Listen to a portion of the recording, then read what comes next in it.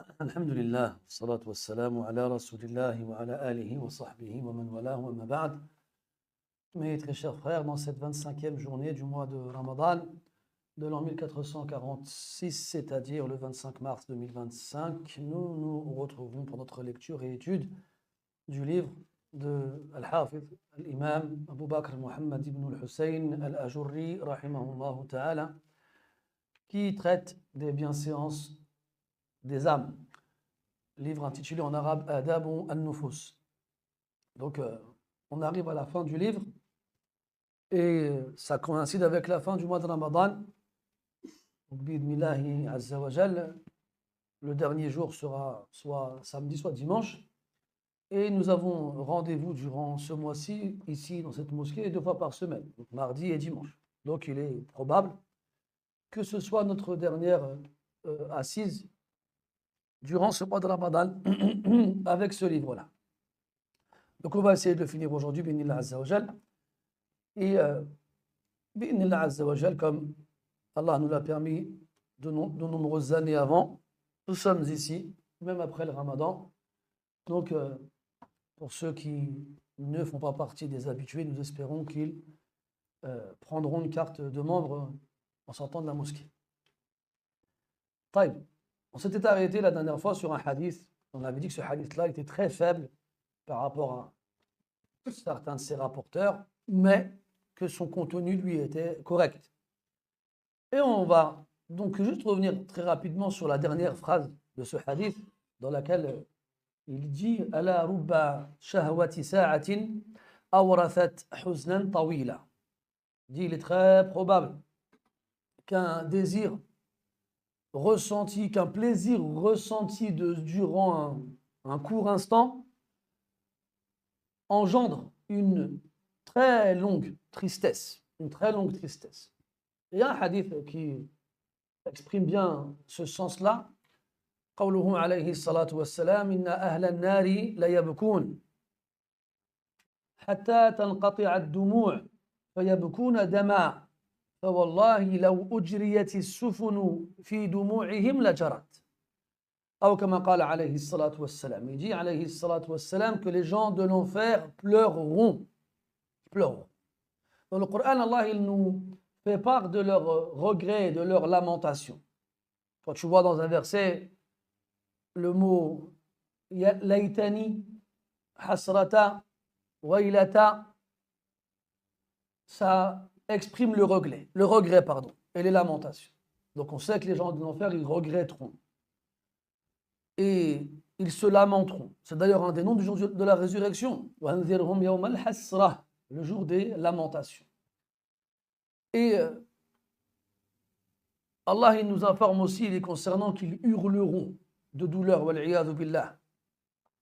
Mais il n'y a pas dans le Coran de versets qui nous informent qu'ils vont pleurer, même si c'est sous-entendu, forcément. Et ce hadith, il nous le dit clairement. Les gens de l'enfer pleureront. Et ils pleureront tellement qu'ils n'auront plus de larmes. Mais ce n'est pas parce qu'ils n'auront plus de larmes qu'ils s'arrêteront de pleurer. Ils pleureront du sang. Puis il finit en disant, alayhi salatu wassalam, que si on déposait dans leurs larmes de sang des bateaux, ils vogueraient. Ce qui indique à quel point leurs larmes sont en très grande quantité. Et celui qui veut être préservé de pleurer dans l'au-delà, qu'il pleure ici-bas. Quand il dit, alayhi salatu wassalam, عينان لا تمسهما النار عين بكت من خشية الله وعين باتت تحرس في سبيل الله. Il y a 2 yeux qui ne seront jamais touchés par le feu de l'enfer.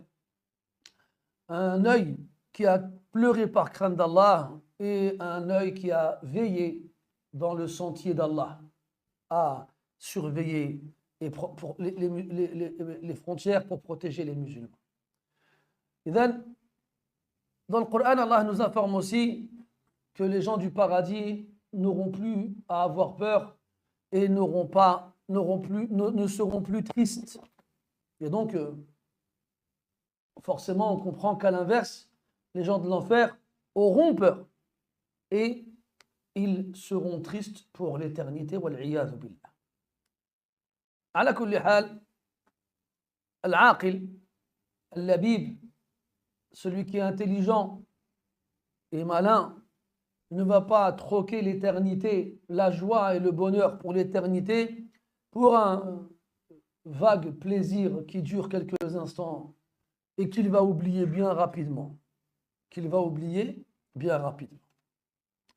طيب قال رحمه الله وأخبرنا أبو بكر محمد بن الحسين الأجري قال حدثنا أبو بكر عبد الله بن محمد بن عبد الحميد قال حدثنا هارون بن عبد الله قال حدثنا سيار بن حاتم قال حدثنا جعفر بن سليمان قال حدثنا مالك بن دينار قال حدثني شيخ أدرك الصدر أن نبي الله صلى الله عليه وسلم كان يعظ أصحابه يقول أرأيتم نفسا إن نعمها صاحبها وفنقها وقاربها ذمته غدا قدام الله عز وجل وإن خالفها وأنصبها وأبعدها مدحته غدا قدام الله عز وجل تيكن أنفسكم التي بين أجنبكم.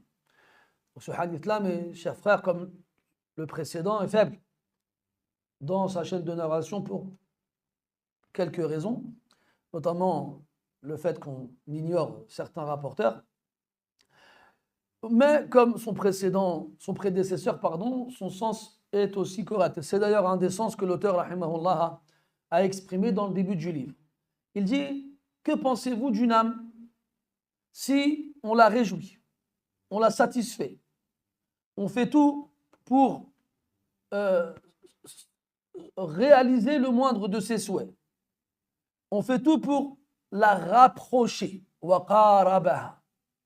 Qarabaha, tu sais, c'est un petit peu comme quelqu'un qui répond aux caprices d'un enfant ou d'une femme. S'il le fait, c'est pour l'approcher de lui. Il va réaliser le moindre de ses désirs et en espérant, en agissant ainsi, qu'il va l'approcher de lui. Donc, une âme dont le propriétaire se comporte ainsi avec elle, comment cette âme-là, elle va lui répondre le jour de la résurrection? Elle lui adressera des reproches demain devant Allah Azza wa Jal. Et à l'inverse, s'il s'oppose à elle, s'il la fatigue, ansabaha. Vous savez, tous les ans pendant le mois du Ramadan, quand on arrive à la dernière décade, les 10 dernières nuits, et qu'on veille et qu'on dort peu, eh bien on ressent la fatigue se cumuler jour après jour. C'est marrant parce que quand tu viens à la mosquée, tu vois la tête des frères, tu sens que la fatigue, elle est là. Et je sais que la mienne aussi, elle ne transpire pas le repos. Et tout ça pour dire que fatiguer son âme et son corps dans l'adoration d'Allah Azza wa Jal, c'est ce qu'il y a de mieux.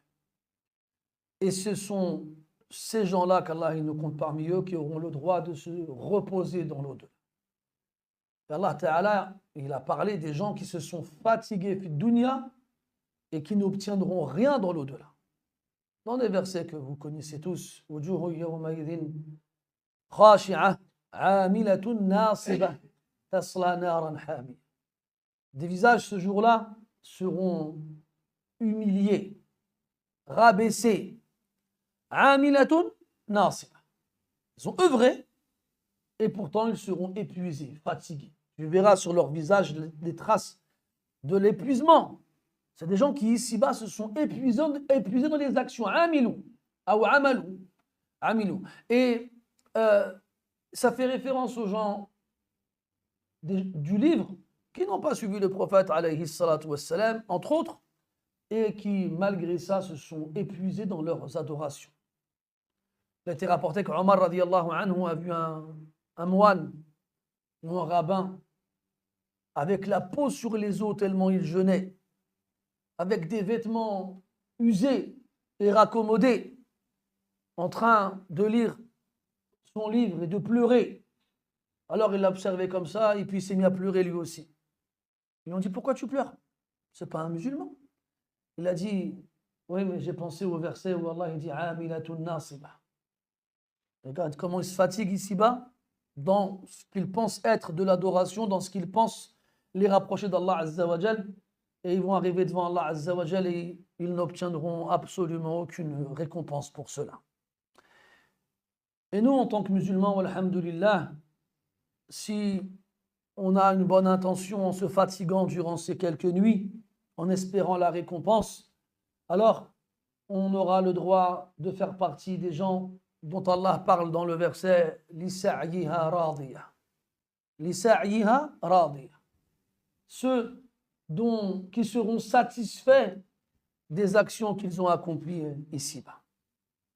Et pour ça, mes frères, on n'a pas d'autre choix que de fatiguer notre âme, de l'empêcher de se reposer. Quand elle te demande du repos, tu l'en prives. Quand elle te demande de la rassasier, tu lui donnes juste ce qui est nécessaire pour qu'elle puisse tenir.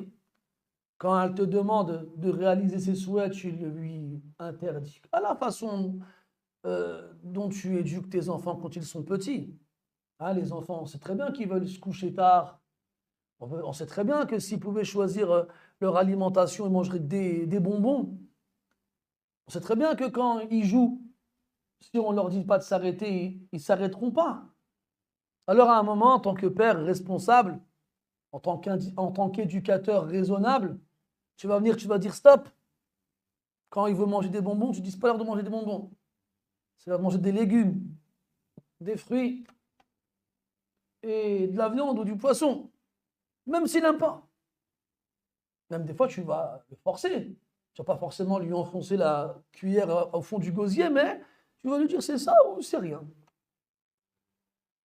Et quand l'heure est venue pour de dormir, bah, tu vas aller le coucher. Et quand il faudra se réveiller, ben, tu vas le réveiller. Tu ne vas pas dire non, ça ne se fait pas, il me fait de la peine, il dort si profondément, je vais le laisser dormir. Non, tu le réveilles. Tu le réveilles. Donc tu sais faire preuve d'intransigeance lorsqu'il s'agit d'éduquer tes enfants dans ce que tu sais que c'est bon pour eux, même si eux ne sont pas d'accord. Tout comme tu vas l'emmener chez le médecin, quand il sera malade, et que ce médecin-là va lui faire des piqûres que ton enfant n'aime pas, et à cause desquelles il va souffrir. Tu vas l'emmener chez le dentiste, qui va le torturer jusqu'à ce qu'il se crispe de douleur. Mais tu vas patienter parce que tu sais qu'il en a besoin. Donc ça, tu l'as accepté dans ta mentalité, ta conception des choses, dans l'éducation de ton enfant, le fruit de tes entrailles. Parce que si tu veux vraiment son bien, tu ne vas pas aller dans son sens. Tu vas aller dans le sens de l'éducation correcte. Alors pourquoi ne l'acceptes-tu pas pour toi-même? Pourquoi quand ton âme elle te demande de dormir plus, tu lui obéis? De manger plus, tu lui obéis. De la satisfaire, tu lui obéis. De lui donner, tu lui obéis. Et à la fin, c'est toi qui recevras ses reproches le jour de la résurrection devant Allah Azza wa Jal. Alors qu'à l'inverse, si tu lui désobéis, tu la fatigues, tu lui fais comprendre qu'elle n'aura pas plus que ce que tu lui donnes, eh bien à la fin, qu'est-ce qu'il se passera? Il a dit wa ab'adaha, et tu l'éloignes. Tu ne cherches pas à ce qu'elle soit proche de toi. Ça ne te dérange pas qu'elle ne t'aime pas. C'est pas grave. Déteste-moi, c'est pas grave. C'est pour ton bien et le mien que je fais ça. Et bien, un jour de la résurrection, quand elle verra comment Allah il va l'honorer, elle te complimentera et te remerciera et te témoignera sa gratitude. Il dit cette âme-là dont on parle, il a dit Taïkum anfusukum allati bayna ajnubikum. C'est cette âme-là que vous avez tous entre les côtes. Tous on a cette âme-là. Si on va dans son sens et qu'on la caresse dans le sens du poil, eh bien un jour de la résurrection, on nous en voudra. Et si par contre, on lui met une muselière et on l'attache fermement et on la conduit avec des sangles et des rênes bien solides, eh bien, le jour de la résurrection, c'est elle qui nous remerciera. قال رحمه الله تعالى حدثنا أبو بكر الأجري قال حدثنا بنان بن أحمد قال حدثنا هارون بن عبد الله قال حدثنا سفيان بن عيينة عن جعفر بن برقان عن ثابت الحجاج أنه قال عمر بن الخطاب رضي الله عنه حاسبوا أنفسكم قبل أن تحاسبوا وزنوا أنفسكم قبل أن توزنوا فإنه أهون عليكم في الحساب غدا أن تحاسبوا أنفسكم يوم القيامة أو أن وتزينوا للعرض الأكبر يومئذ تعرضون لا تخفى منكم خافية. Cette parole de Omar ibn al-Khattab radiyallahu anhu, elle est notoire et célèbre. On l'entend dans la bouche de la plupart des prédicateurs qui exhortent la communauté. Cette parole dans laquelle Omar ibn al-Khattab radiyallahu anhu, il a dit: jugez-vous avant que vous ne soyez jugés. Hasibu anfusakum. Mais quand on parle de jugez-vous, ce n'est pas dans le sens que les gens utilisent aujourd'hui beaucoup. Quand ils disent ne me juge pas, ou bien tu juges. Non. Là, quand on parle de hisab, mets-toi dans la peau d'un homme qui fait les comptes avec son associé. On est des commerçants, on a investi de l'argent, toi et moi, on a acheté de la marchandise, on l'a vendu, et là c'est le moment de faire les comptes. On va regarder combien on a dépensé, on va regarder combien on a gagné, on va séparer le chiffre d'affaires des bénéfices, puis ensuite on va partager les bénéfices proportionnellement à la part investie par chacun. C'est ça, faire les comptes. On appelle ça al-sharik al-shahih. C'est quoi al-shahih? C'est celui qui ne va pas fermer les yeux sur un centime. C'est par exemple, si jamais il y a des chiffres après la virgule, on va dire, ah, c'est pas grave, vas-y. Mais il y en a qui disent, non, c'est pas grave. 52 centimes, c'est 52 centimes. Shahih, celui qui ne laisse pas passer une pièce, qui ne laisse pas passer un centime. Eh bien, cette précision dans le compte de comptable, eh bien, tu te dois de l'avoir envers toi-même par rapport à tes propres actes, toutes tes actions, sans aucune exception. Et ça, mes frères, il faut le faire absolument tous les jours. Parce que si on attend longtemps sans se soucier de ce qu'on peut faire, il nous sera impossible de réussir à garder en tête tout ce qu'on a pu accomplir et de faire le compte. Chaque soir, avant de te coucher, prends en compte tout ce que tu as fait dans la journée, tout ce que tu as dit. Est-ce que dans la journée, tu as dit une parole que tu as regretté d'avoir prononcée? Ou bien, est-ce que dans la journée, tu as fait bouger ta langue en mentionnant le nom d'Allah Azza wa Jal, ou en lisant sa parole, ou en disant de bonnes paroles de façon générale? Et tes yeux, qu'est-ce que tu as regardé? Où tu les as posés? Sur des choses nobles et louables, comme le visage de tes parents, de tes enfants, une page du Coran, ou dans les créatures qu'Allah a mis autour de nous pour qu'on médite sur sa puissance, ou bien plutôt est-ce que tu les as posés sur ce qui montre l'indécence et te fait plonger dans sa désobéissance? Est-ce que tu as entendu? Est-ce que tu as participé à des discussions dans lesquelles on a mangé la chair des gens? Est-ce que tu as écouté de la musique? Est-ce que tu as entendu des gens dire des obscénités sans manifester la moindre opposition? Et tes mains, tu les as posées où? Et tes pieds, ils t'ont emmené où? Etc., etc. Plus tu seras intransigeant envers toi-même dans cette façon de faire les comptes par rapport à tes actions, plus ton jugement le jour de la résurrection, il sera sain. Allah dit subhanahu wa ta'ala: فَأَمَّا مَنْ أُوتِيَ كِتَابَهُ بِيَمِينِهِ فَسَوْفَ يُحَاسَبُ حِسَابًا يَسِيرًا. Quant à celui qui recevra son livre dans sa main droite, il sera jugé d'un jugement facile. Et dans notre verset, Allah Ta'ala dit: Inna ilayna iyabahum thumma inna alayna hisabahum. C'est vers nous que leur retour se fera et c'est à nous que leur jugement incombera. Et donc, on va juger, c'est sûr. C'est un des noms du jour de la résurrection. Yawmul Hisab, le jour du jugement. Donc, juge-toi aujourd'hui, pèse tes actions aujourd'hui, et demain, devant Allah, ton jugement sera facile. Et tu ne seras pas surpris de ce que tu trouveras devant lui, si ce n'est en bien. Car il aura multiplié tes bonnes actions et il aura donné à tes récompenses à un degré que tu ne peux même pas imaginer. إنما يوفى الصابرون أجرهم بغير حساب. Sans aucun jugement. Ou sans aucune limite.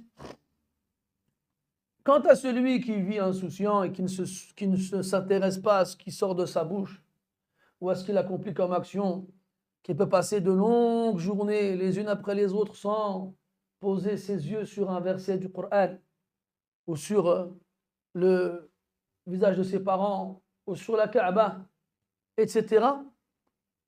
Et à l'inverse, il ne laisse rien d'illicite sans l'observer précisément. C'est lui qui arrivera le jour de la résurrection et quand on lui remettra son livre, il dira Ya waylatana ma li hadha al-kitab la yughadiru saghiratan wala kabiratan illa ahsaha. Malheur à nous, c'est quoi ce livre? Il n'y a pas une petite chose ou une grande sans qu'elle n'y soit mentionnée. Rien n'a été délaissé. Allah tabaraka wa ta'ala dit wa badalahum min Allahi ma lam yakunu yahtasibun. Et il leur apparaîtra de la part d'Allah ce à quoi ils ne pensaient même pas. Vous savez, on a tous cet élan de sympathie envers nous-mêmes quand on est conscient qu'on a fait une bêtise, mais on se rassure en se disant « Ah, c'est pas grave ». Surtout chez nous les Maghrébins, le fameux « Ma'alish ». « Ma fiha bas »« Ma fiha wal ». C'est pas grave. C'est pas grave. C'est pas grave. Cette phrase-là, le « c'est pas grave », elle va être la cause de l'anéantissement de beaucoup d'entre nous. Parce que le diable, il a réussi à leur faire perdre la valeur des choses.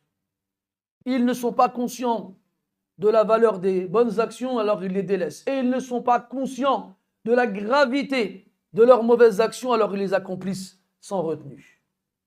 فَكَمْ مِنْ صَغِيرَةٍ قَدْ كُنْتَ نَسِيتَهَا ذَكَّرَكَ اللَّهُ إِيَّاهَا وَكَمْ مِنْ مُصِيبَةٍ قَدْ كُنْتَ أَخْفَيْتَهَا أَظْهَرَهَا اللَّهُ لَكَ وَأَبْدَاهَا.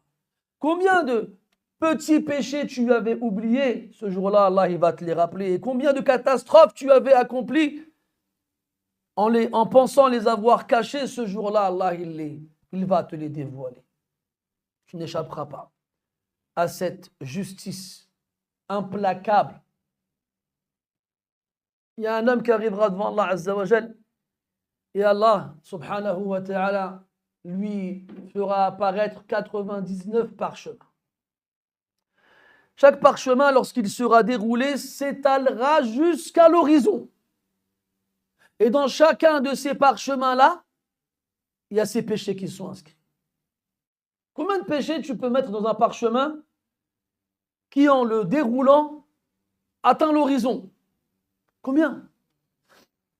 Alors imagine-toi 99 parchemins comme celui-ci. Quand l'homme il verra ces 99 parchemins, il sera persuadé et certain qu'il sera puni et châtié. Et Allah il lui dira, est-ce que tu renies une des choses qui est présente dans un de ces parchemins? Il dira, je reconnais tout ce qu'il y a dedans. Et là, on lui dira, mais tu as une hasana auprès de lui, une bonne action. Et on sortira une carte. Peut-être une carte, Allahu alim, grande comme celle-là. Peut-être grande comme celle-là. Je ne sais pas, Allahu alim, ala kulli hal, on lui sortira une carte. Tu as une bonne action chez nous, une seule. On lui donnera. Et sur cette bonne action-là, sur cette carte-là, sera écrit La ilaha illallah. Lui, à ce moment-là, il voit en quantité, pas en valeur. Et il se dira, mais qu'est-ce que cette simple carte peut faire face à ces 99 parchemins? Et on lui dira, La tudlamu indana. Tu ne seras pas lésé. Prends cette carte-là. Alors on posera les 99 parchemins sur un plateau de la balance et la carte sur l'autre. Et c'est la carte qui l'emportera. Sera plus lourde que ces 99 parchemins-là. Et elle les fera s'envoler. Tachat sijillat. Tachat. S'envoleront. Pour te montrer le poids de cette carte par rapport à ces 99 parchemins. Comme si tu mettais 99 plumes sur le plateau de la balance et un poids d'1 tonne sur l'autre. À quelle vitesse les deux plateaux vont s'éloigner l'un de l'autre et à quelle vitesse ceux qui se trouvent sur le second, ces fameuses plumes, s'envoleront. La ilaha illallah. Une hasana qu'Allah il a acceptée. Il a, dans sa vie, dit la ilaha illallah bihaq. Bihaq. Et avec la ilaha illallah bihaq, tu rentres au paradis. Tu l'as dit sallallahu alayhi wa sallam. Man qala la ilaha illallah yabtaghi biha wajha Allah dakhala al-jannah. Il a dit alayhi salatu wa sallam aussi man alima an la ilaha illallah dakhala al-jannah. Cette parole-là, quand tu l'as dit en étant conscient de sa réalité et en appliquant son contenu, elle te fait rentrer au paradis. Elle te fait rentrer au paradis. Celui qui dit la ilaha illallah en recherchant à travers cette parole-là le visage d'Allah Azza wa Jal, il rentre au paradis. Celui qui sait ce que la ilaha illallah signifie et l'applique, il rentre au paradis. Même si à côté c'est un pécheur. Même si à côté c'est un pécheur.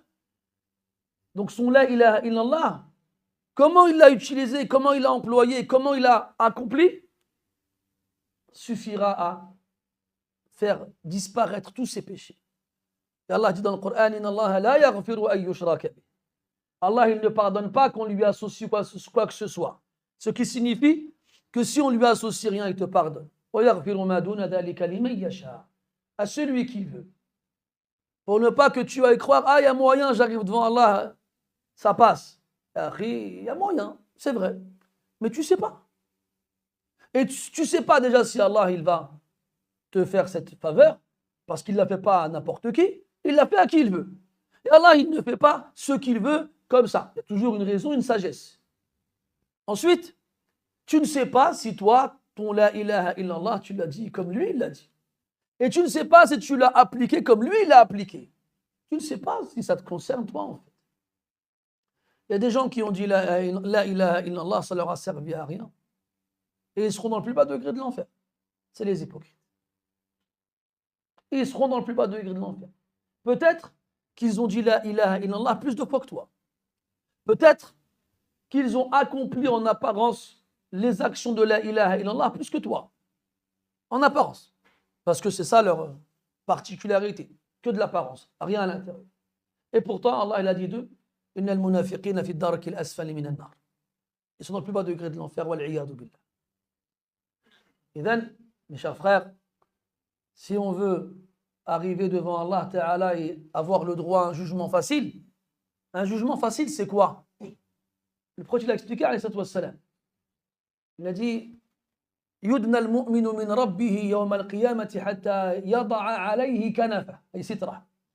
On rapprochera le croyant de son Seigneur le jour de la résurrection jusqu'à ce qu'il soit couvert par une protection de façon à ce que personne ne puisse entendre ce qu'ils se disent. Et là, Allah il lui exposera ses péchés. Tu as fait telle et telle chose, tel et tel jour. Et le croyant reconnaîtra tous les péchés qu'il a accomplis. Rabbi a'rif, Rabbi a'rif. Mon Seigneur c'est mieux, mon Seigneur c'est mieux. Et il ne cessera de lui rappeler ses péchés les uns après les autres, jusqu'à ce qu'il pense qu'il va forcément être châtié. Et là, Allah Ta'ala lui dira Kama satartuha laka fi dunya sa'asturuha laka al-yawma wa aghfiruha lak. Comme je te les ai cachés ici-bas aux yeux des autres, je te les cache aussi aujourd'hui et je te les pardonne.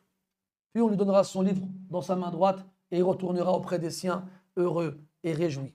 فأما من أوتي كتابه بيمينه فسوف يحاسب حسابا يسيرا وينقلب إلى أهله مسرورا وما على الذين يتقون من حسابهم من شيء ولكن ذكرى لعلهم يتقون. Ceux qui ont été pieux ici-bas n'auront rien de leur jugement.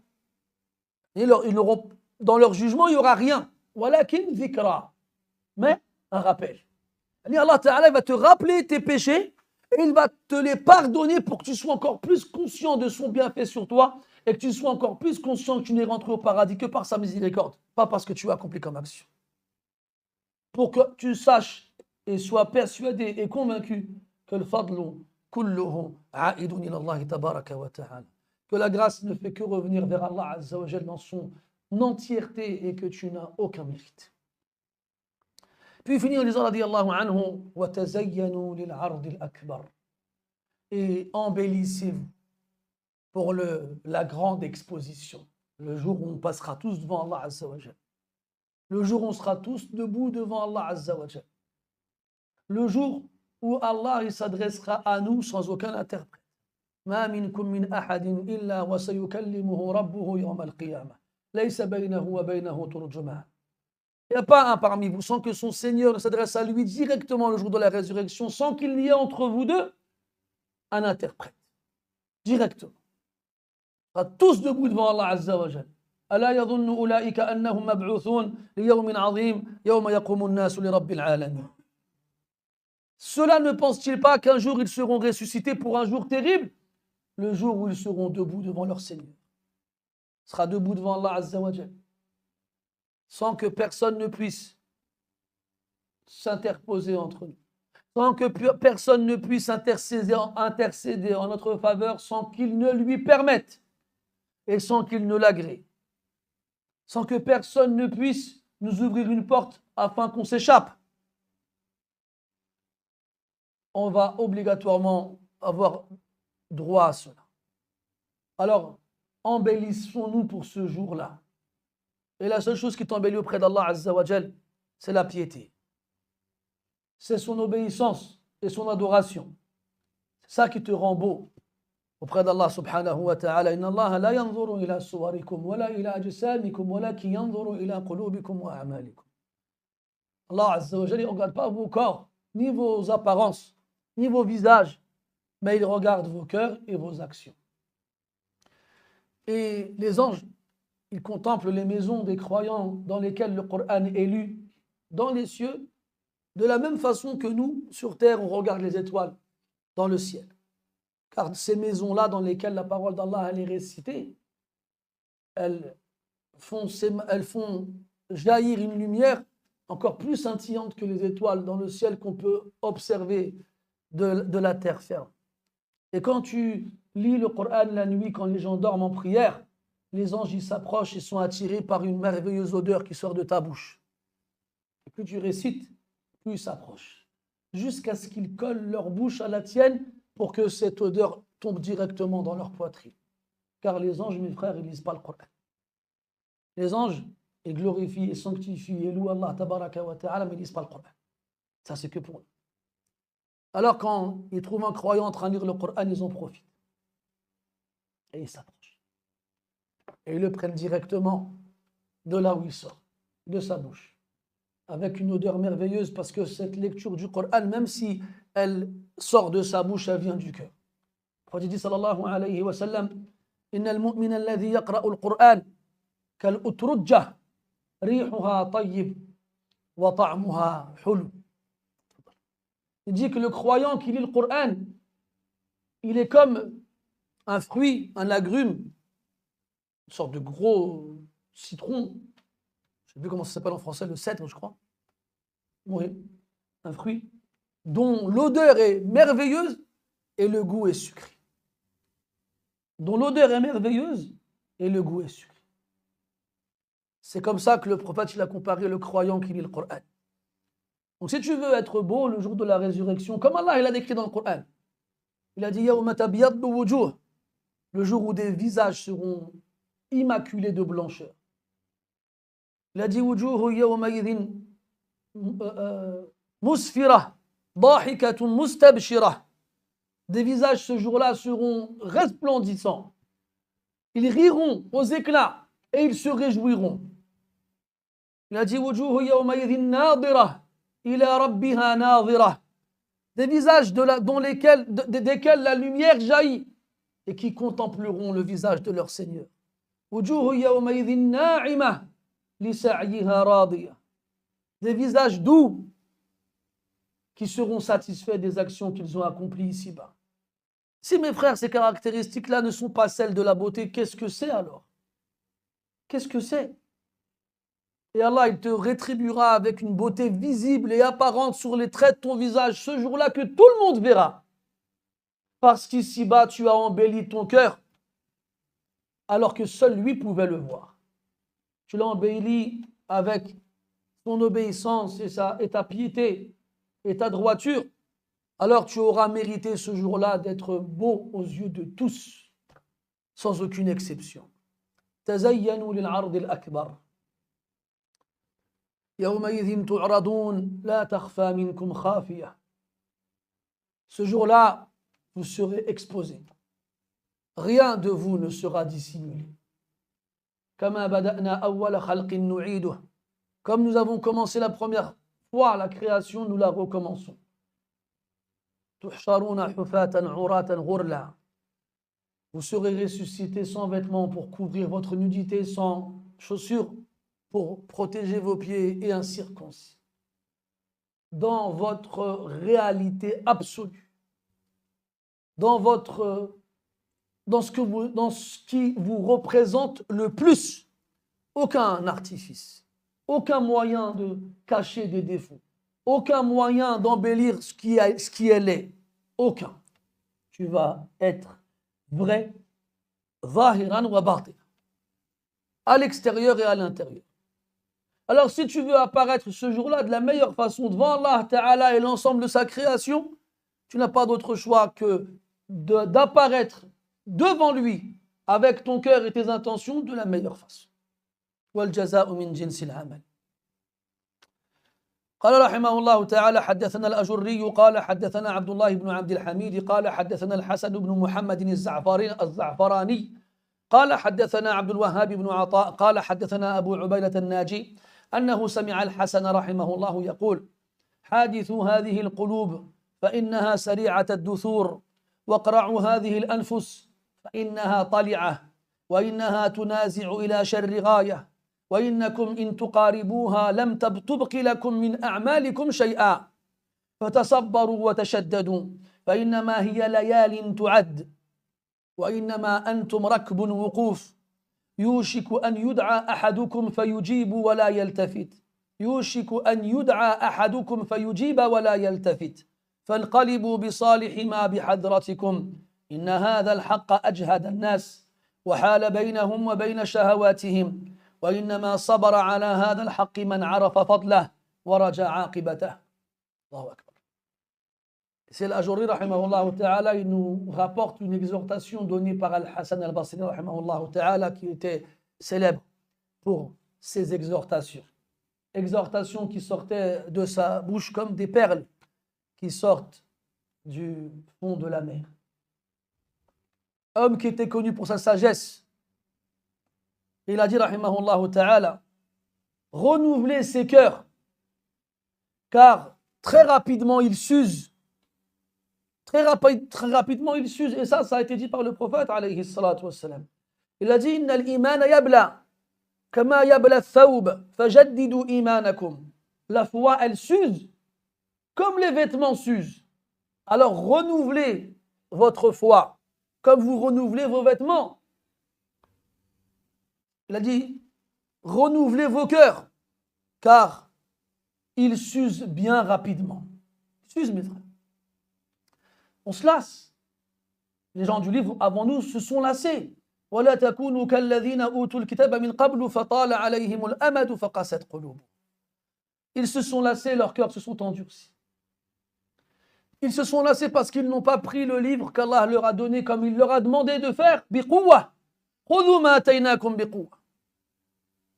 Et si on avait saisi ces messages qui viennent de la part d'Allah Ta'ala avec force, et qu'on y avait investi nos âmes, et qu'on les avait étudiées de la façon la plus précise, jamais on s'en serait lassé. Ce Coran, mes frères, ça fait 1500 ans à peu près qu'il est récité par les musulmans, à chaque instant, partout sur terre, dans les mosquées, dans les maharib, sur les manabir. Et ceux qu'Allah a couvert de sa grâce en faisant pénétrer l'amour du Coran dans leur cœur ne s'en lasseront pas. Ça, c'est sa lecture. Que dire alors de son étude et d'avoir accès à ce qu'il y a de mieux dedans, ce qu'Allah y a mis comme sens profond et comme vérité. Comment s'en lasser? Comme il a été rapporté, la tanqadi ajaibuh wa la yashba'u minhu al-ulama. Ces merveilles ne tarissent jamais. Et les savants ne s'en rassasient jamais. À l'image d'un plat succulent et délicieux qui ravit tes papilles à chaque bouchée. Tu as beau ressentir un plaisir indescriptible chaque fois que ce plat pénètre ta bouche, au bout d'un moment, ton corps te dira « Rat, ça suffit, j'en peux plus ». Et si tu continues malgré ce signal lancé par ton corps, eh bien, il te fera payer l'addition salement, avec des malaises et des douleurs et des maladies. Mais l'âme, si tu remarques bien, elle se rassasie jamais. Sa nourriture à elle, quand elle l'apprécie, elle te dira jamais stop. C'est pour ça que Ibn al-Qayyim, rahimahullah, il dit dans sa Nouniya, en parlant du Coran, il appelle Qoutul Qulub. Qoutul Qulub. Al-Qout, mes frères, c'est les denrées alimentaires qui vont nous permettre de vivre. C'est les aliments principaux. Le Qout. Et cette nourriture du cœur, c'est le Coran. Et il la met en opposition à la nourriture des foussaq, des pervers, et il parle de la musique. Il dit Qoutu al-Qulub. Après qu'il ait parlé de Qoutu al-Foussaq, il a dit Anna yastawi al-Qoutani. Comment est-ce que ces deux nourritures-là pourraient être égales? Comment? Donc nourris ton âme avec ce qu'il y a de mieux, mon frère, la parole d'Allah Azza wa Jal. Et renouvelle ton cœur à chaque instant à travers sa lecture, sa mémorisation et sa récitation et son étude avec méditation. Et surtout, sa mise en pratique. حادثوا هذه القلوب فإنها سريعة الدثور واقرعوا هذه الأنفس فإنها طالعة. Et faites preuve de fermeté à l'égard de ces âmes, car elles sont, comment on dit, convoiteuses. Elles convoitent. Elles sont pleines de convoitises. Elles sont toujours en train de chercher quelque chose. Toujours à l'affût. Toujours en train de passer d'un plaisir à un autre. Toujours à la recherche de quelque chose. Donc, soyez ferme vis-à-vis d'elles. Et ne les laissez pas vous conduire et vous guider. Et cette âme-là, elle ne fait que te mener vers la pire des finalités. Si tu l'écoutes, si tu lui obéis. Mais vous savez, mes frères, étonnamment, dans ce livre-là, l'auteur, rahimahullah, il n'a pas parlé une fois de ce qu'on appelle un nafs al-mutma'inna. Cette âme apaisée qui aura le privilège de sortir de son corps le jour de sa mort avec douceur.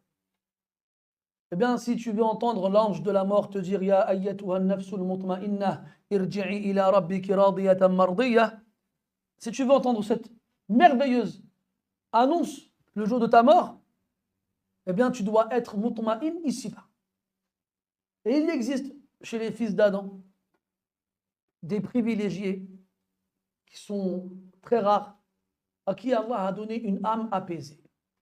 Une âme qui est satisfaite par ce qu'Allah lui demande de faire.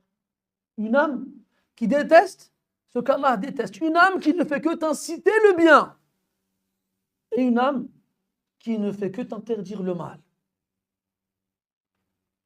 Cette âme-là, elle existe dans certaines poitrines.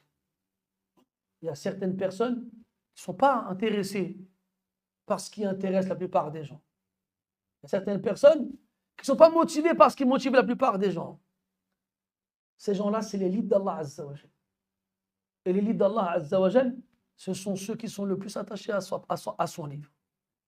Abdullah ibn Mas'ud radiyallahu anhu disait ينبغي لحامل القرآن أن يعرف في ليله إذا الناس نائمون وفي ورعه إذا الناس غافلون وفي بكائه إذا الناس يضحكون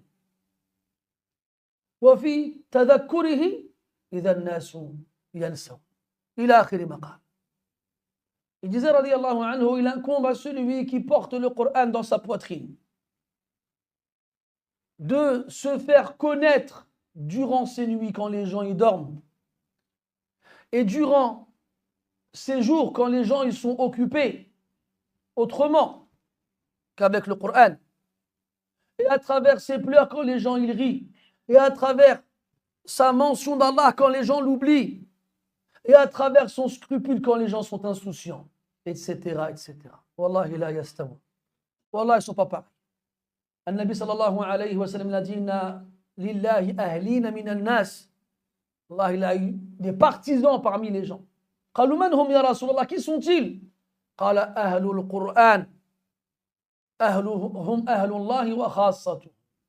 Ce sont les gens du Coran, les partisans du Coran. Ce sont les partisans d'Allah et son élite. Son élite, c'est privilégié, c'est rapproché. Pense à quelqu'un de puissant, de réputé, de célèbre.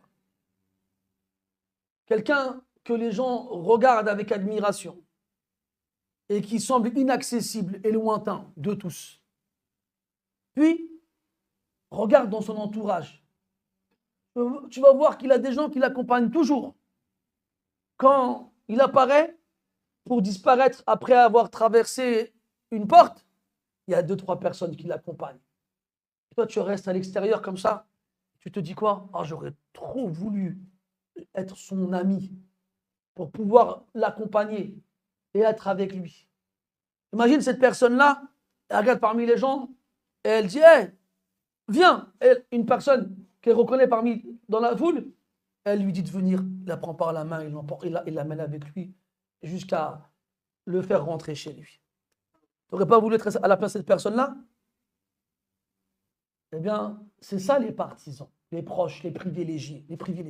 C'est ça. Et si tu veux être comme ça avec Allah Azza wa Jal, eh bien, tu n'as pas d'autre choix que de t'accrocher à sa parole, subhanahu wa ta'ala. Et de ne pas écouter ton âme qui ne fait que t'amener vers la pire des finalités et des fatalités. Sauf si Allah t'a couvert de ses bienfaits en t'offrant une âme pareille. وَمَا ذَلِكَ عَلَى اللَّهِ بِعَزِيزٍ. Et ce n'est pas difficile pour Allah Azza wa Jal. Peut-être que tu m'écoutes au moment où je te parle, tu te dis, c'est mort. Je ne pourrais jamais être cette personne-là. Mais toi, tu es conscient de ton incapacité, mais sois conscient du fait que Allah, rien ne lui est impossible. Allah, la yu'jizuhu shay'un fil ardi wa la fis sama'. Rien n'est impossible pour Allah Azza wa Jal. S'il veut te donner cette âme-là, il te la donnera. Il y a qui donnera le plus haut degré du paradis, il y a des gens qui n'ont pas fait suffisamment d'actions pour le mériter. Alors pourquoi il ne te donnerait pas cette âme-là, même si tu penses que tu n'es pas à la hauteur? Demande-lui. Lui, rien ne lui est impossible. وتذكر قوله عز وجل في الحديث القدسي أنا عند ظن عبدي بي فليظن بي ما يشاء. Et souviens-toi cette parole d'Allah Ta'ala quand il a dit je suis à l'image de l'opinion que mon serviteur a de moi. Qu'il pense de moi ce qu'il veut. Qu'il pense de moi ce qu'il veut. Si tu penses qu'Allah Ta'ala il va te faire atteindre ce degré, si tu penses qu'Allah Ta'ala il va t'ouvrir la porte pour te compter parmi ses privilégiés et que tu lui demandes avec ferveur et sincérité, alors réjouis-toi mon frère, tu en feras partie. وَمَا ذَلِكَ عَلَى اللَّهِ بِعَزِيزٍ.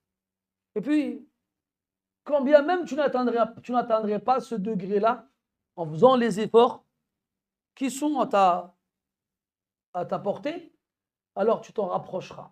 Et wallah, tu ne seras pas déçu par le traitement qu'Allah te réservera. ثم قال رحمه الله وإنكم إن تقاربوها لم تبق لكم من أعمالكم شيئا.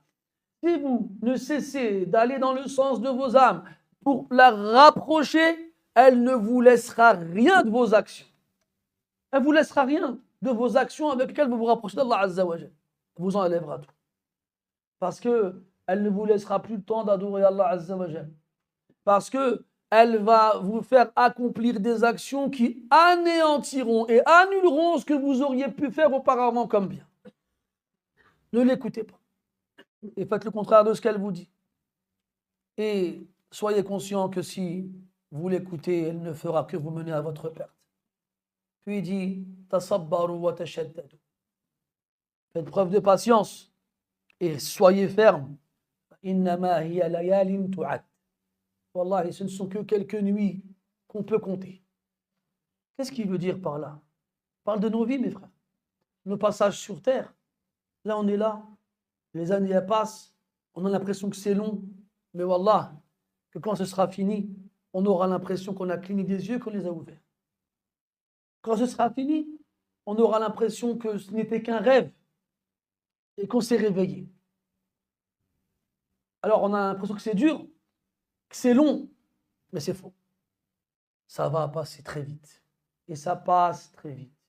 Tous les jours, mes frères, on enterre des gens qu'on connaît. Et peu de temps après, c'est comme s'ils n'avaient jamais existé.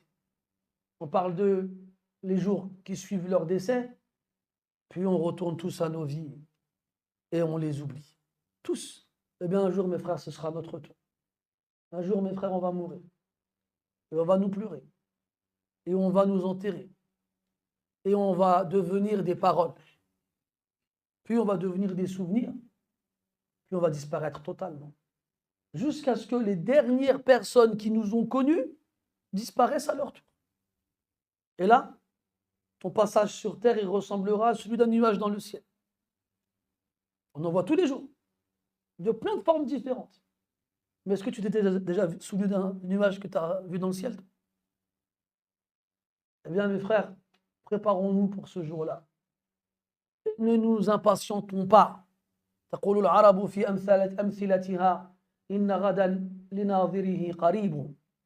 Les Arabes disent dans leur proverbe, demain, pour celui qui l'attend, est proche. Et Allah dit dans le Coran, et c'est mieux que tout, إنهم يرونه بعيدا ونراه قريبا. Ils le voient loin, mais nous le voyons proche. Nous le voyons proche, très proche, très proche. Il dit sallallahu alayhi wa sallam, Inna al-jannata aqrabu ila ahadikum min shirakina alayhi, wa kadhalika an-nar. Il dit alayhi salatu wa sallam que le paradis est plus proche de l'un d'entre vous que les lacets de ses chaussures, et l'enfer aussi. Ne crois pas que c'est loin, bien au contraire, c'est très proche. Donc patientons mes frères, et restons ensemble. Ce qui nous permet de tenir dans l'adversité et la difficulté, c'est de rester avec des frères qui partagent nos mêmes pensées. Et on vit à l'époque de l'étrangeté. Cette époque où il est presque aussi difficile de s'accrocher à sa religion que de tenir fermement une braise dans le creux de la main. On vit cette époque-là, mes frères, on est dedans, tous les jours. Heure après heure et minute après minute, les attaques ne font que s'intensifier à notre égard. Ce qui est voulu, c'est qu'on abandonne cette religion. Ils ne veulent pas. Ça les dérange qu'on s'y accroche toujours. À l'époque des futilités, des plaisirs et des distractions, il y a encore des jeunes dans les mosquées qui se rapprochent d'Allah. Il y a encore des jeunes dans les mosquées qui apprennent le Coran. Il y a encore des jeunes dans les mosquées qui pleurent dans leurs prières. Ils se disent, mais c'est pas possible. Comment ça se fait qu'ils s'accrochent toujours? Comment ça se fait qu'il y en ait encore? Alors plus ils nous voient nous accrocher et plus ils retroussent leurs manches pour nous égarer. Mais Allah Ta'ala ira fermer qui il veut. Et ça peut paraître dur sur du long terme. Des fois, on a envie de tout abandonner. Et c'est ce que le diable, il aimerait réussir à nous faire faire. Walakin, mes frères, quand ces pensées traversent nos esprits, rappelons-nous qu'il ne nous reste pas beaucoup de temps à passer ici. Que très prochainement, on va prendre nos bagages et partir. Et nos bagages, mes frères, ce ne sera pas des vêtements ou des meubles ou du matériel. Ce sera nos actions. C'est tout. Layalin tu'ad. Quelques nuits, c'est tout. Dans quelques nuits, tout c'est fini, mes frères. Cette dunya sera plus qu'un souvenir. Il restera que l'akhir. Il dit, rahimahullah, innama antum rakbun wuqouf. Rakb, mes frères, c'est un groupe de personnes en voyage. Ils sont sur leur monture avec leurs bagages. Mais ils sont arrêtés. On est tous des voyageurs, mes frères. Tous. Et on attend juste le jour du départ. Abu Huraira radiyallahu anhu, jour de sa mort, il agonisait, il pleurait. Et les gens lui disent, toi tu pleures, le compagnon du prophète, celui qui a transmis des milliers de ses paroles. Pourquoi pleures-tu? Et là, il leur a répondu, je m'apprête à faire un long voyage et j'ai peur de ne pas avoir suffisamment de provisions pour arriver à destination. Si Abu Huraira radiyallahu anhu dit une chose pareille, qu'est-ce que nous va dire nous? Nous qui connaissons plus de paroles de chanteurs ou d'acteurs ou de personnes entre guillemets importantes aux yeux des gens qui les considèrent comme telles, que des paroles du prophète alayhi salatu wassalam. Nous qui passons notre temps à satisfaire nos âmes pendant que lui passait sa vie à enseigner les règles de l'islam. Nous qui passons notre temps à ne pas respecter cette noble éducation qui nous est transmise dans notre religion, pendant que lui, toute sa vie, il a éduqué des centaines d'hommes et de femmes, des milliers, des millions, des milliards. Et avec tout ça, avant de mourir, il pleure. Il a peur. Il a peur que ce qu'il a pu faire ne sera pas suffisant juste pour qu'il arrive à destination. Qu'est-ce que nous devons dire, mes frères? Nous sommes des voyageurs, comme un petit peu à l'image de, tu sais, quand tu prends l'avion, tu vas dans l'aéroport, tu enregistres tes bagages et tu vas en salle d'embarquement. Puis des fois, il arrive que l'avion ait du retard. Alors t'attends. T'attends inlassablement en faisant les 100 pas, en partant et en revenant, et en scrutant les agents de la compagnie aérienne. Tu les regardes, est-ce qu'il va enfin parler dans le micro pour dire les voyageurs en partance pour telle destination sont priés de se présenter? Attends, c'est la même chose. La même chose, mes frères. On est ces voyageurs-là qui s'apprêtons à partir. Mais le problème, c'est qu'on ne sait pas quand est-ce que le départ il sera donné. On ne sait pas. Alors des fois, tu es là, tu attends, tu as fait des provisions. Donc, en attendant, tu vas forcément les consommer. Tu ne vas pas jeûner ou bien mourir de faim jusqu'à ce que le départ soit donné. Et donc forcément, ces provisions que tu vas consommer, que tu avais préparées pour le voyage, vont partir dans l'attente. Résultat, elles vont fausser tes calculs. Et peut-être qu'elles seront insuffisantes pour que tu arrives à destination. Et nous, on s'impatiente. On est là à attendre un départ qui va être donné obligatoirement. Et au lieu de prendre le plus de provisions possible, au contraire, pour arriver à destination sain et sauf, on passe notre temps à consommer jusqu'à ce qu'il ne nous reste plus rien le jour où on va partir.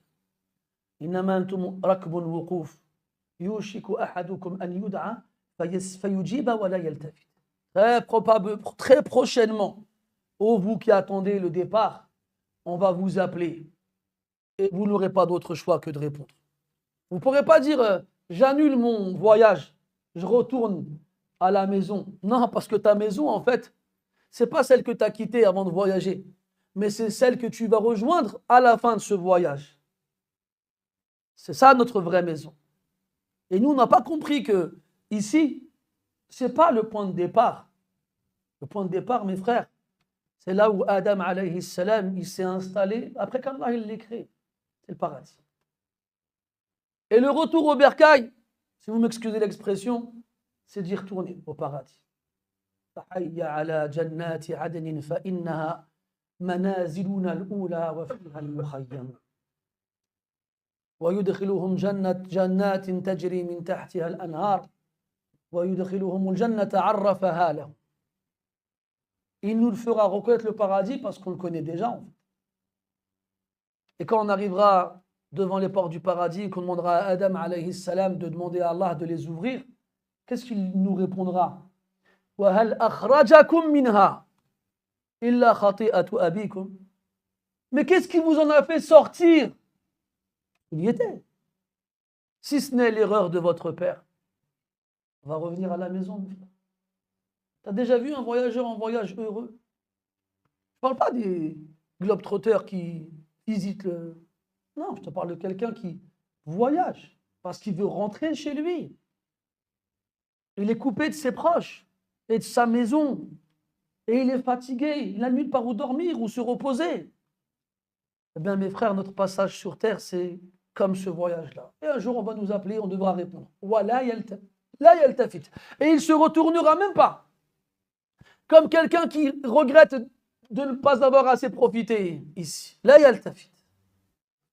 Elle dit, fanqalibu bi salihi ma bi hadratikum. Profitez de ce que vous vivez maintenant. N'attendez pas un plus tard, improbable ou incertain, comme beaucoup d'entre nous se sont fait avoir. Plus tard, quand je vais avoir tel âge, quand j'aurai des enfants et des poils blancs, là, je me rangerai. Et que plus tard. C'est maintenant qu'il faut œuvrer, parce que le plus tard, il n'est pas garanti. Inqalibu bi salihi ma bi hadratikum. Et quand on dit bisalih, parce que nous, ici, maintenant, tout de suite, on a toujours le choix de faire le bien ou le mal. Alors faisons le bien et prenons-le avec nous maintenant.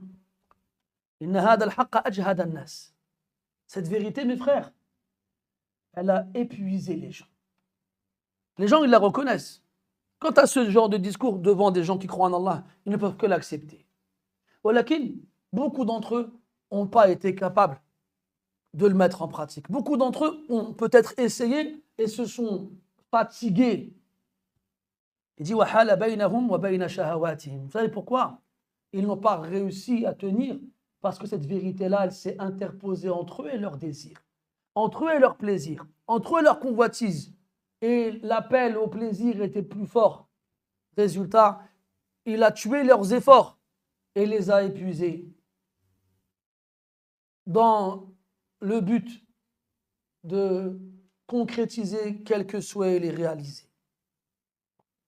إن هذا الحق أجهد الناس وحال بينهم وبين شهواتهم وإنما صبر على هذا الحق من عرف فضله ورجا عاقبته. Qui sont ceux qui ont réussi à endurer, supporter et patienter face à cette vérité-là? Qui sont-ils? Ceux qui sont conscients de sa réelle valeur et ceux qui espèrent sa finalité, cette finalité-là. Ce sont eux vraiment qui ont réussi à tenir. Ceux qui espèrent vraiment. Pourquoi je dis vraiment? Parce qu'un croyant digne de ce nom espère la récompense auprès d'Allah Azza wa Jal. Mais qu'est-ce que ça veut dire espérer? Dans le Coran, Allah il nous l'explique. Il dit subhanahu wa ta'ala, Inna alladhina amanu walladhina hajaru wa jahadu fi sabilillahi ulaika yarjuna rahmatallah. Il dit subhanahu wa ta'ala, فمن كان يرجو لقاء ربه فليعمل عملا صالحا ولا يشرك بعبادة ربه أحدا. Il dit subhanahu wa ta'ala, إن الذين يتلون كتاب الله وأقاموا الصلاة وأنفقوا مما رزقناهم سرا وعلانية يرجون تجارة لن تبور. Il dit subhanahu wa ta'ala, أولئك الذين يدعون يبتغون إيش؟ إلى ربهم الوسيلة ويرجون رحمته ويخافون عذابه. يبتغون إلى ربهم الوسيلة. Tous ces versets que je viens de vous lire, mes frères, ils parlent des gens qui espèrent ce qu'il y a auprès d'Allah Azza wa Jal. Et à chaque fois qu'Allah il mentionne l'espoir de ce qu'il y a auprès d'Allah Azza wa Jal, il l'associe aux actions et aux adorations. Tu ne trouveras pas quelqu'un qui espère vraiment ce qu'il y a auprès d'Allah Azza wa Jal sans qu'il n'œuvre pour obtenir ce qu'il espère. Quant à celui qui espère sans rien faire, il n'a fait que ressembler aux gens du livre auparavant. Ceux qu'Allah Ta'ala a dit qu'ils suivaient ce qu'on appelle des amani. Tilka amaniyuhum. Tilka amaniyuhum. Des souhaits. Ce n'est pas de l'espoir, c'est des souhaits. C'est comme toi, tu souhaiterais redevenir jeune et fort. C'est comme toi qui souhaiterais avoir des ailes et t'envoler. C'est comme toi qui souhaiterais te télétransporter. Des souhaits irréalisables qui sont plus proches de la folie que de la réalité. C'est ça, souhaiter. Mais espérer, c'est autre chose. Espérer, c'est vouloir une chose concrète, réelle et accessible. Mais si tu ne te donnes pas les moyens pour les obtenir, comment tu vas les avoir? Tu ne les auras pas. Et donc, celui qui espère vraiment la bonne fin, alors il n'a pas d'autre choix que de retrousser ses manches. وَالْعَاقِبَةُ لِلْمُتَّقِينَ وَالْعَاقِبَةُ لِلتَّقْوَى. قال رحمه الله حدثنا الأجري قال حدثنا أبو بكر بن أبي داود قال حدثنا شعيب بن عبد الحميد قال حدثنا يزيد بن هارون قال أنبأنا ورقاء عن ابن أبي نجيح عن مجاهد في قوله ولا أقسم بالنفس اللوامة قال تندم على ما فات وتلوم نفسها. Ça on l'a vu précédemment. La parole de Mujahid rahimahullah ta'ala, le grand savant de l'islam qui a étudié auprès de Abdullah ibn Abbas radiyallahu anhuma et qui a contribué à ce qu'on comprenne mieux le Coran concernant le verset où Allah ta'ala jure sur l'âme qui va se plaindre beaucoup. Il dit cette âme-là, jour de la résurrection, regrettera toutes les occasions qui lui sont passées sous le nez.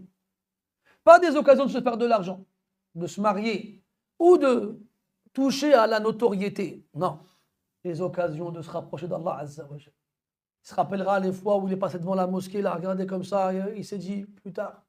Il se rappellera le jour où il a hésité entre partir en Umrah ou partir à Dubaï, il est parti à Dubaï. Il se rappellera le jour où il a préféré s'acheter un objet futile et comment dirais-je, et dénué d'intérêt plutôt que de faire une aumône à quelqu'un dans le besoin. Il se rappellera tout ça, il se dira la hawla wa la quwwata illa billah. Il se rappellera les fois où il pouvait jeûner et il ne l'a pas fait. Il se rappellera les fois où il pouvait lire le Coran et il ne l'a pas fait. Il se rappellera les fois où on lui a dit viens, on va à la mosquée. Et il a répondu non, plus tard. Il se rappellera tous ces jours-là, un jour où le rappel ne servira plus à rien.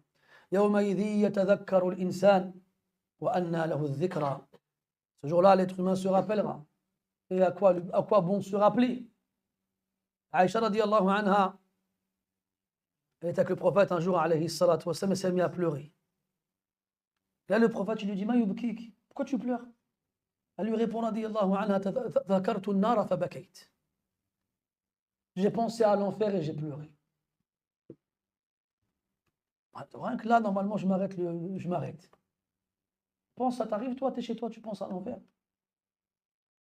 Et si ça t'arrive, ce qui ferait de toi quelqu'un d'exceptionnel. Si ça t'arrive, est-ce que ça fait couler tes larmes? De peur d'en être le combustible? Alors, elle dit au prophète, Ya Rasulallah, hal tadhkuruna ahlikum yawm al-qiyamah? Est-ce que vous vous souviendrez de vos proches, de vos familles, de vos femmes le jour de la résurrection?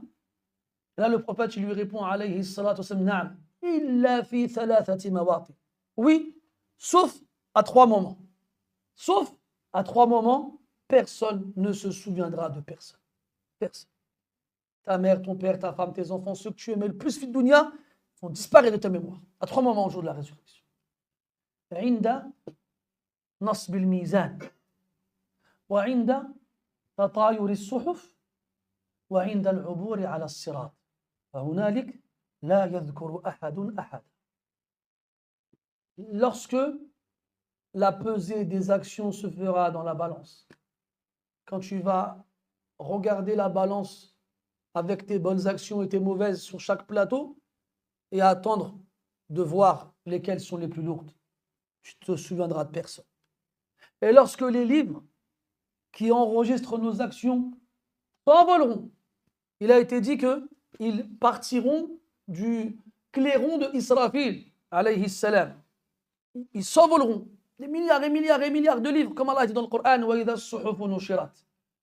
quand les livres s'envoleront et que nous tous, réunis sur cette terre nouvelle qu'Allah a créée pour cet événement-là, on regardera vers le ciel en voyant ces milliards de livres voler comme des oiseaux et se rapprocher de chacun d'entre nous, sans savoir si on le recevra de la main droite ou de la main gauche.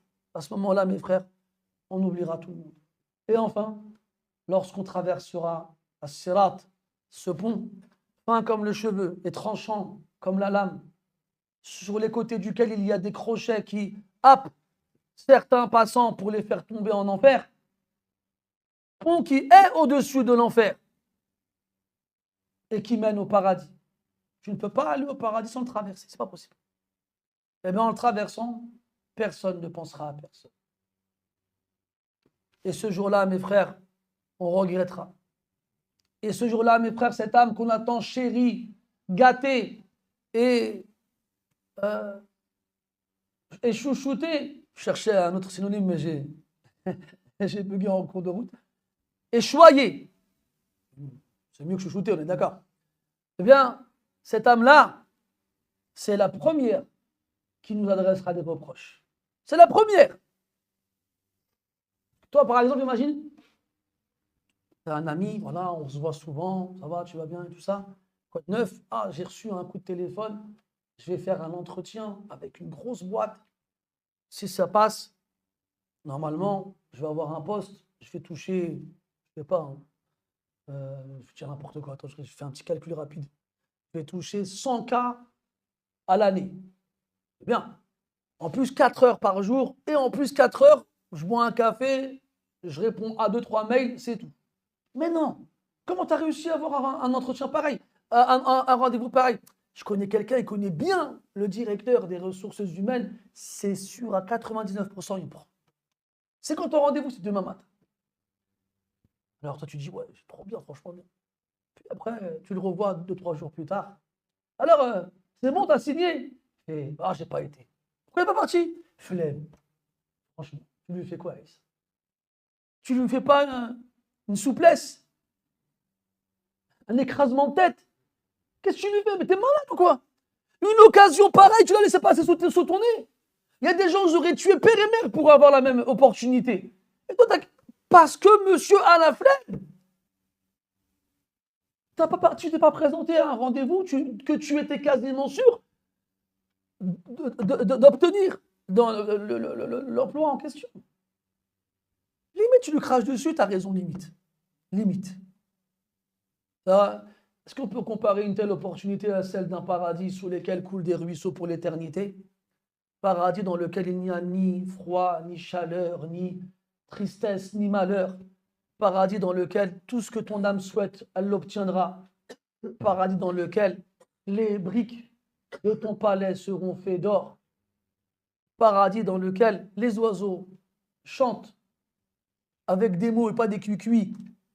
Paradis dans les arbres dans lequel les arbres, en plus des fruits qui y poussent, ont des coquilles. Quand tu les ouvres, il y a des vêtements de toutes les couleurs et de toutes les formes qui apparaissent pour que tu choisisses ce que tu veux. Paradis dans lequel il y a une perle immense, grande comme une montagne, creuse, à l'intérieur de laquelle il y a des chambres. Et dans chacune de ces chambres, il y a une femme qui t'attend. Femme, lorsque tu l'embrasseras seulement, se seront écoulés 40 ans. Femme avec laquelle tu auras une intimité qui se renouvellera sans cesse à chaque fois, comme si c'était la première fois. Un paradis dans lequel, si tu occupes les plus hauts degrés, tu pourras contempler et admirer l'auguste visage d'Allah Azza wa Jal chaque matinée et chaque soirée. Et tu préfères t'amuser ici-bas quelque temps à la place. La amruka fil qadiyyati ma hadalta. Wallahi, t'as pas été juste. Wallahi, t'as pas été juste. Wallahi, t'as pas été juste. Tilka idhan qismatun dhiza. Wallahi, ça c'est un partage injuste. قال رحمه الله قال أبو بكر ابن أبي داود قال وحدثنا علي بن محمد قال حدثنا وكيع عن جعفر بن برقان عن ميمون بن مهران قال لا يكون الرجل تقيا حتى يحاسب نفسه محاسبته لشريكه. C'est ça ce que je vous disais tout à l'heure. Maïmoun ibn Mihran, il disait, tu ne seras pas impieux tant que tu n'auras pas été aussi intransigeant envers toi-même quand tu te juges qu'un associé avare ne l'est envers son associé. Il compte la moindre pièce. Il compte le moindre gramme.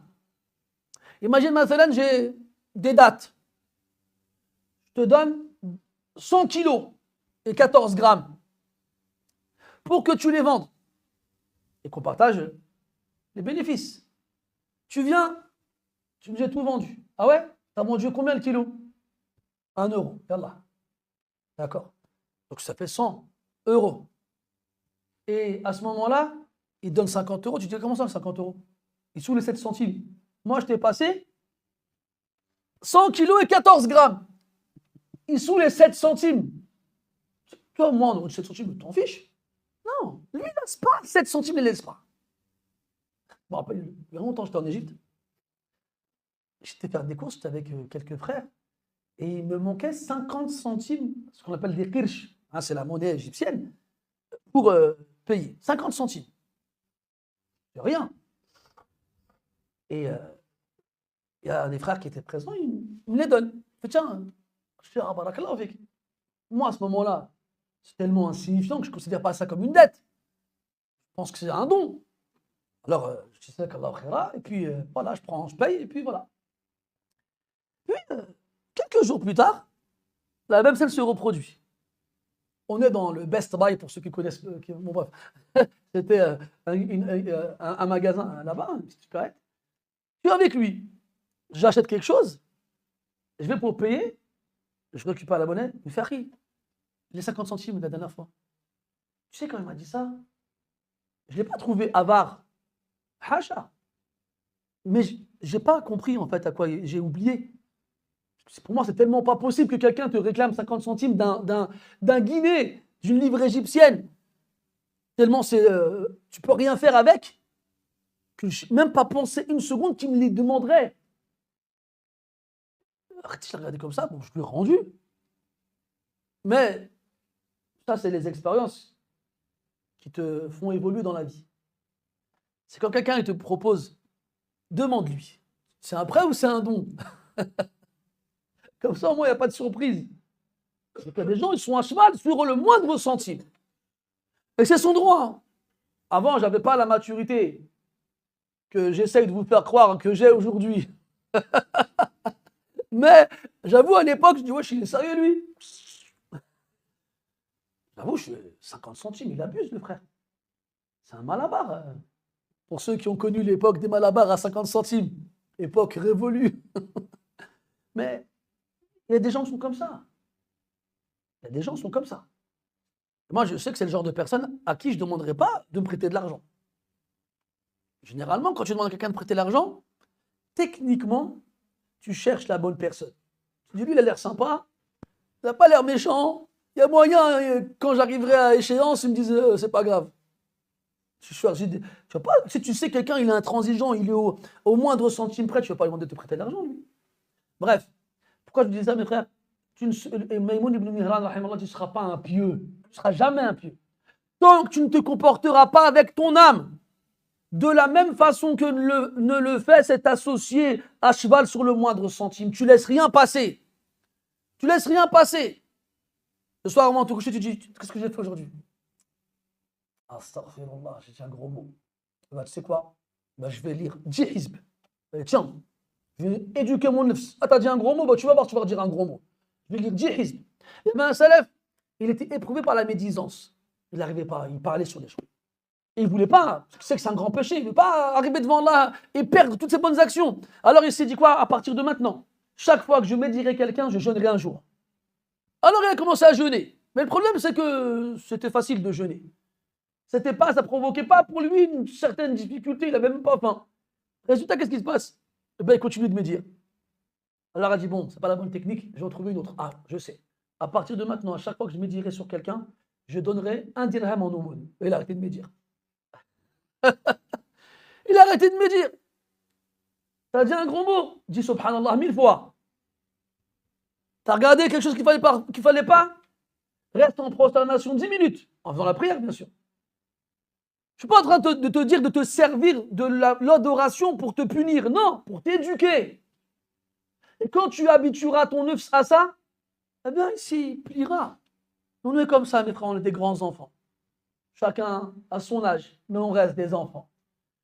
Si on a marché comme ça quand on était petit, eh bien on continuera de marcher jusqu'à la mort comme ça, mes frères. C'est comme ça qu'on l'éduquera. Et si on passe notre temps à mentir et à jurer sur autre qu'Allah et à dire des obscénités et à regarder des obscénités et à trahir et à faire les hypocrites et à pas faire sa prière à l'heure ou bien à la négliger quand on l'a fait à l'heure ou bien, on en a besoin, mes frères, de cette intransigeance, cette fermeté-là.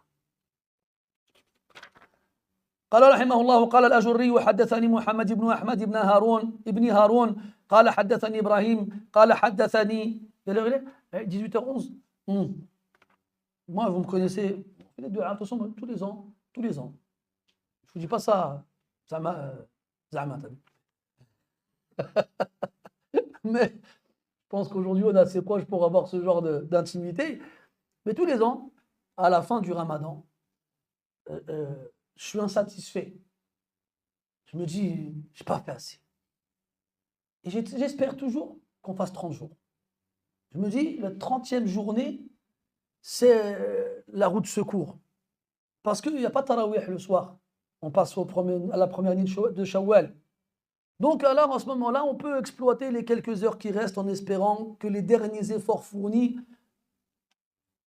fassent que ces actions soient acceptées. Donc, pourquoi je vous dis ça? J'espère que dimanche, on jeûnera et que donc on se retrouvera. Et ainsi, on pourra clôturer la, la lecture de ce livre. Et comme j'ai une bonne opinion d'Allah Azza wa Jal, alors je ne vais pas finir le livre aujourd'hui. Comme ça, on finira dimanche, Inch'Allah, à la mosquée, en train de jeûner, et on passera les derniers moments de la dernière journée de Ramadan ensemble, en essayant de se rapprocher d'Allah subhanahu wa ta'ala. نسأل الله تعالى من فضله اللهم لا تحرمنا خير ما عندك بسوء ما عندنا